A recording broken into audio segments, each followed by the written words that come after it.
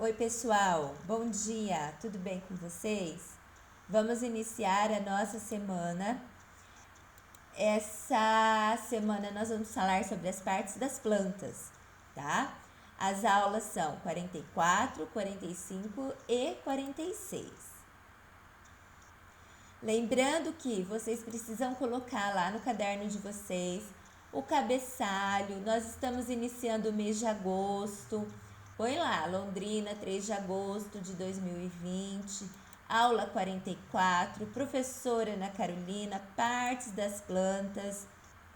Lembrando, é importante vocês recortarem os textos, os exercícios e colarem em ordem, na ordem que vocês estiverem fazendo, tá? Evitem dobrar o papel. E respondam as questões nas linhas do caderno, tá bom?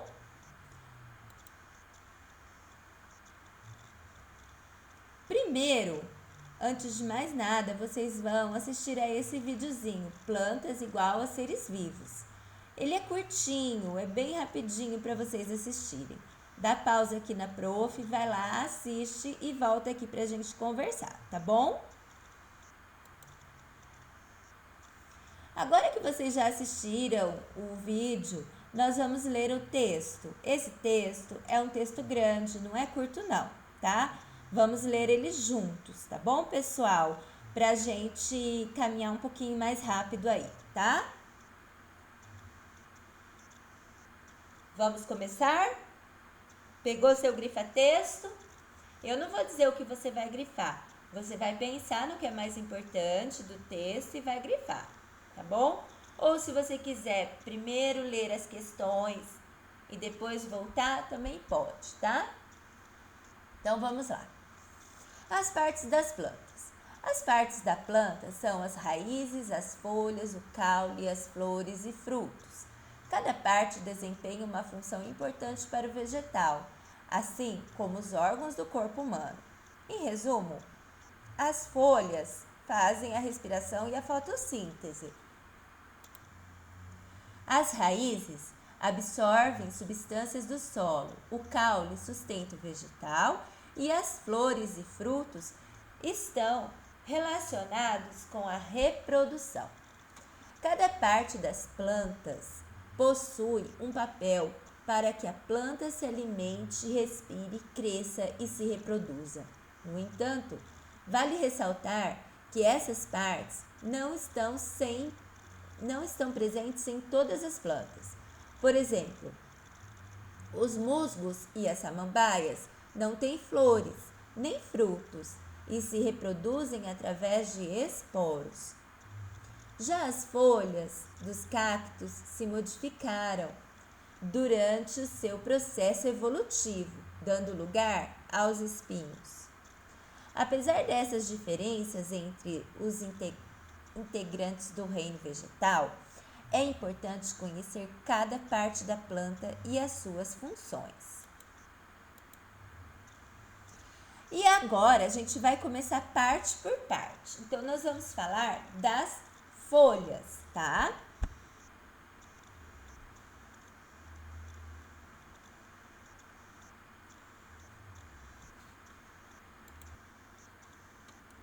A folha é a parte da planta responsável por realizar a fotossíntese, o processo através do qual a planta produz o seu próprio alimento.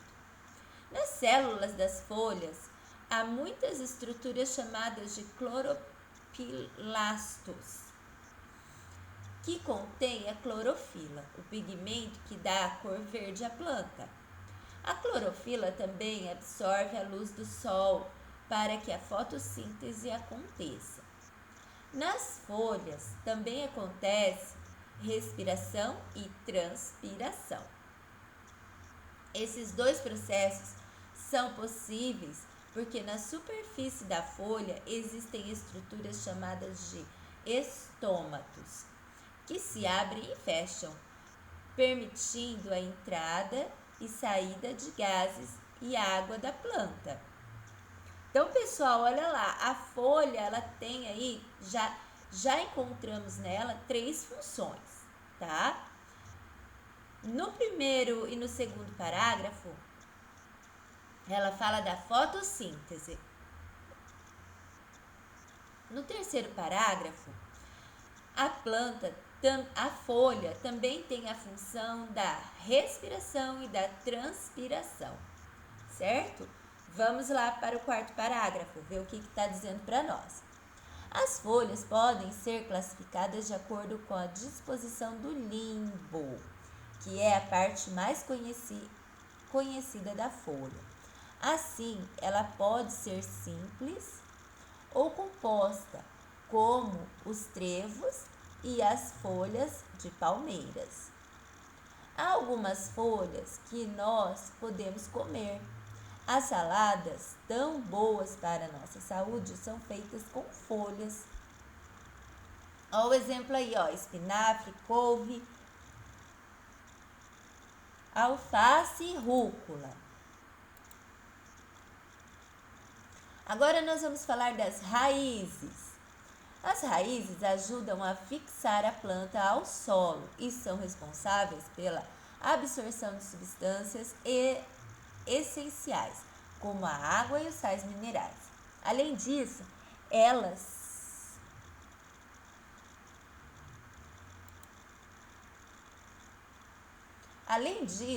elas conduzem as substâncias e atuam também como reserva.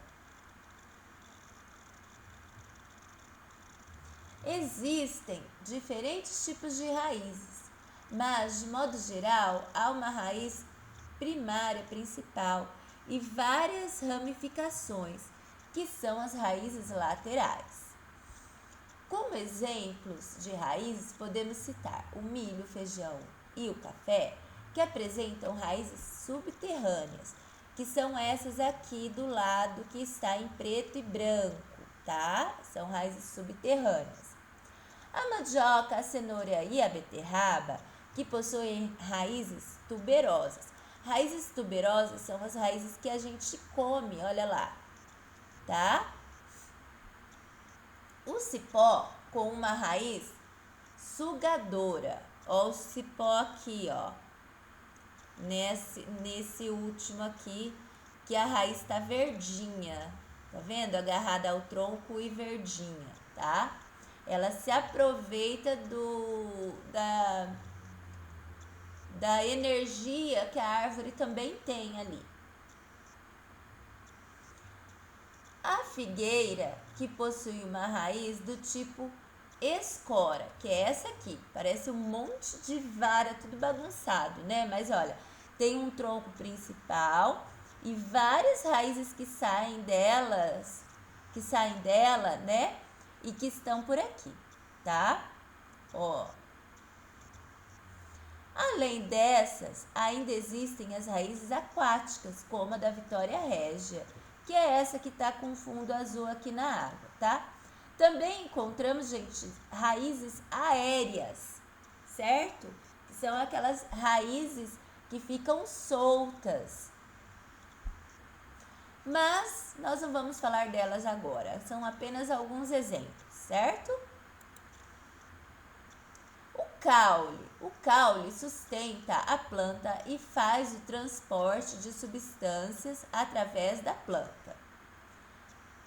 A água e os sais minerais são levados através de vasos existentes dentro do caule.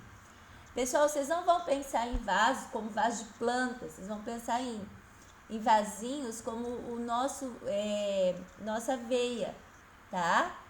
Esse tipo de vaso que ele tá querendo dizer aí, como canudos. Das raízes até as folhas.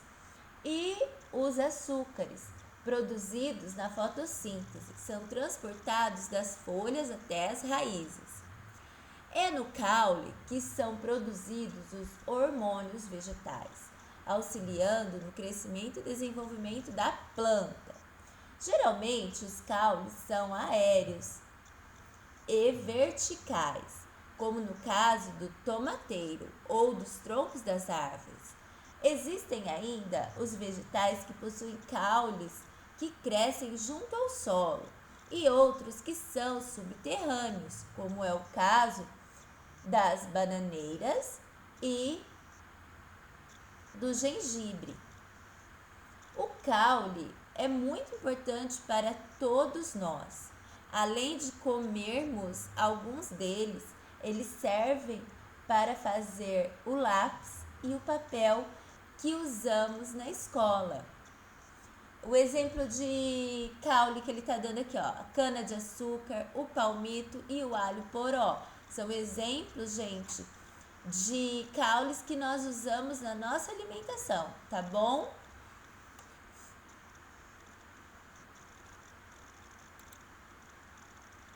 Flores. As flores são responsáveis pela reprodução da planta. Elas estão presentes apenas no grupo de plantas mais evoluídos, chamados de angiospermas.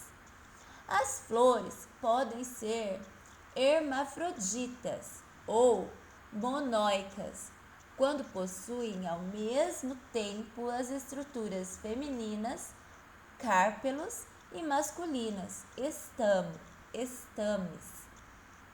Um exemplo desse tipo de flor são as tulipas. Gente, as tulipas, elas têm as estruturas femininas e masculinas na mesma flor, tá bom?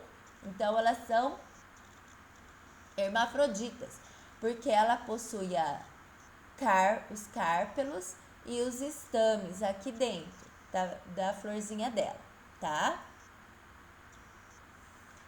Um exemplo, já li isso, né? Um exemplo desse tipo de flor são as tulipas.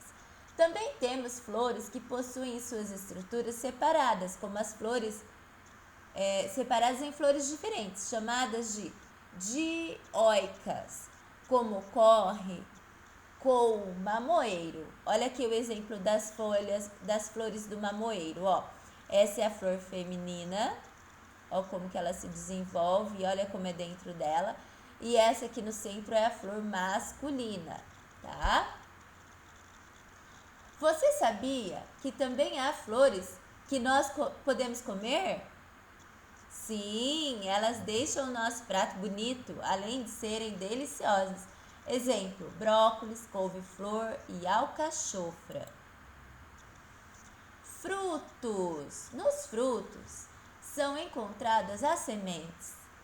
Os frutos são geralmente resultado do desenvolvimento do ovário após a fecundação, que a fecundação acontece lá na florzinha, tá? No macho e fêmea lá da florzinha. Do desenvolvimento do óvulo após a fecundação.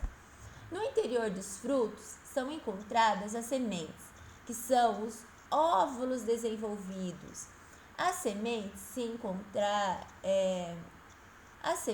se encontrarem condições apropriadas, germinam no solo, originando novas plantas. O fruto é a parte da planta que nós mais comemos. Os frutos são gostosos, nutritivos e também têm o trabalho de proteger as sementinhas. Na maior parte das plantas, eles ficam pendurados nos galhos e quando estão maduros, caem no chão. Exemplo, tomate, pepino, berinjela. A semente é pequenininha e fica escondida dentro do fruto. O seu trabalho é dar origem a uma nova plantinha. Quase todos os dias nós comemos sementes. Você sabe qual é a semente que costumamos comer mais? Olha exemplos de sementes que nós comemos: arroz, feijão, milho, lentilha. Agora vocês vão ler o texto novamente ou escutar a professora lendo o texto novamente e vão responder essas questões no caderno, tá? Letra A. O que é fotossíntese? Pessoal, se vocês querem, assim, surpreender a prof, vocês vão voltar lá na aula 25, que a gente falou sobre fotossíntese, tá? Dá um show aí pra mim nessa resposta. Letra B. De forma resumida, escreva a função de cada parte da planta. Então, vocês vão lá pode voltar lá e, resumidamente, com uma frase até, se vocês quiserem, vocês dão a função de cada parte da planta, tá? Letra C. Para que servem os hormônios vegetais? Onde será que a gente leu sobre hormônios vegetais? Onde foi? Eles ficam guardados, se eu não me engano, no caule ou na raiz. Vê lá, volta lá. O que são flores monóicas e dioicas? Cite um exemplo de cada. Essa é fácil, hein? Tá aí, mole, tá? Aí, vai apertar pausa aqui na prof de novo e vai lá assistir esse videozinho, certo? Assiste, nem tudo nasce de semente, assiste lá, descobre isso, como assim? Certo? E aí vocês voltam aqui pra gente continuar a nossa aulinha. Depois que vocês assistiram o vídeo, vocês virão para essa atividade aqui, ó, partes da planta e suas funções. Gente, vocês vão numerar a segunda coluna das funções das plantas de acordo com a primeira. Então, a primeira você tem lá, o número 1, raiz. Número 2, caule. Número 3, folhas. Número 4, flores. Número 5, frutos. Número 6, sementes, certo?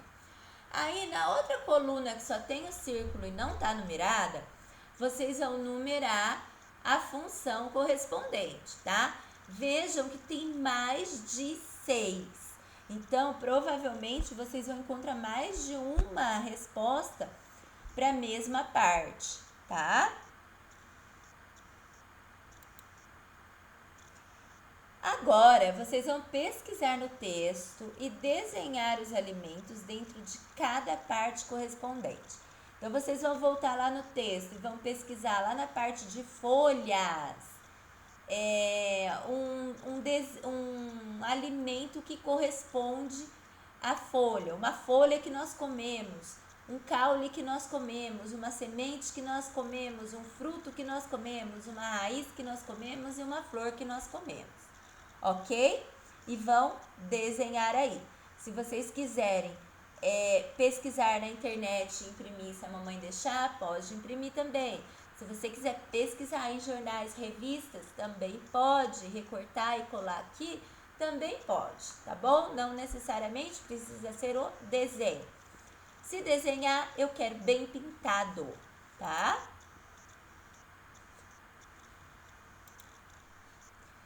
E para encerrar essa aula do dia 3, vocês têm aí essa tabelinha para vocês responderem, tá bom? Façam bem bonitinho, é uma atividade de matemática para vocês, certo? Para que a aula volta amanhã. Amanhã, ou veja tudo hoje, né? Se precisar, volta amanhã, tá bom? Então, nós vamos dar sequência à explicação das aulas. Vamos para a aula do dia 4 de agosto, que é terça-feira. Vocês vão escrever lá no caderno aula 45. Hoje essa aula vai ser de língua portuguesa. Nós vamos trabalhar um pouquinho com ortografia e o sonzinho de um dígrafo, que é o NH, tá? O nha, tá bom? Lembrando, recorte, faça um trabalho bem bonito, organizado no seu caderno, tá bom? Para começar, vamos já fazer o questionário? Vai lá então, acessa aí o Google Forms e faz o questionário da aula dessa semana, tá bom? Quando vocês terminarem o questionário, vocês têm aqui, ó, complete o texto com a palavra no aumentativo ou diminutivo de acordo com o contexto. Uma história que começa pequena e termina grande. Então, olha lá. Camila sempre teve muitos sonhos Primeiro, ela sonhou com um lugar onde tudo era pequeno. No sonho, ela chegou a um lugar e percebeu que havia muitos animais. Mas olha só, Camila sempre teve muitos sonhos. Primeiro, ela sonhou com um lugar onde tudo era pequeno. Então, nós vamos iniciar usando essas palavras, os substantivos que estão entre parênteses, nós vamos usá-lo no diminutivo, certo? Vamos lá, continuando. Aí ela vai falar de aves, cães, gatos, formigas, minhocas e muitas pessoinhas pequenininhas. De repente sentiu um fiozinho e uma chuvinha e decidiu sair dali para se proteger. Foi para perto de um certo. E aí ela continua a história, ó. Ao desembarcar, encontrou um homem que se aproximou e lhe deu um copo com água para matar a sede. E assim vocês vão fazendo o que se pede na história, tá bom? Montem a história de vocês aí para ficar bem legal. Aí vocês vão escolher uma parte do texto e vão fazer um desenho bem bonito, tá bom? Finalizem essa história com um desenho. E aí nós vamos para a cruzadinha do NH, certo? Olha, o que nós temos aqui? Rainha, galinha, ninho, unha, joaninha, linha, minhoca. Acho que é isso. Copie as palavras, aí embaixo tem aqui, ó, copie as palavras obedecendo a posição da cruzadinha. Primeiro as palavras que estão na horizontal e depois as que estão na vertical. Lembra que lá no começo a professora falava, não vou mais falar o que é vertical, o que é horizontal, não vou mais falar o que é de pé e deitado. A gente vai começar a falar sobre horizontal e vertical. Então, quero só ver se vocês se lembram qual é o significado da horizontal e da vertical, tá bom? Elabore uma frase empregando 3 das palavras acima. Então, você escolha lá 3 palavras que foram usadas na cruzadinha e faça uma frase. Se você vê que a tua letra é grande, que a frase não vai caber aqui nesse espaço, usa a linha do caderno, tá bom? Na quinta-feira, na nossa aula 46, nós vamos falar um pouquinho sobre matemática. Também quero um trabalho bem feito, bem organizado, material bem recortado, as coisas bem ordenadas, tá bom? Nós temos aqui, ó, primeiro, observe os números e coloque-os em ordem crescente, certo? Coloca lá em ordem crescente. Lembra, gente? Vocês estão crescendo. Vocês eram pequenininhos e já estão crescendo. Então, a ordem crescente é sempre do menor para o maior. Agora, separe os números acima em números pares e números ímpares. Depois, você tem, escreva os números abaixo por extenso. Extenso não é decomponha, não esqueçam.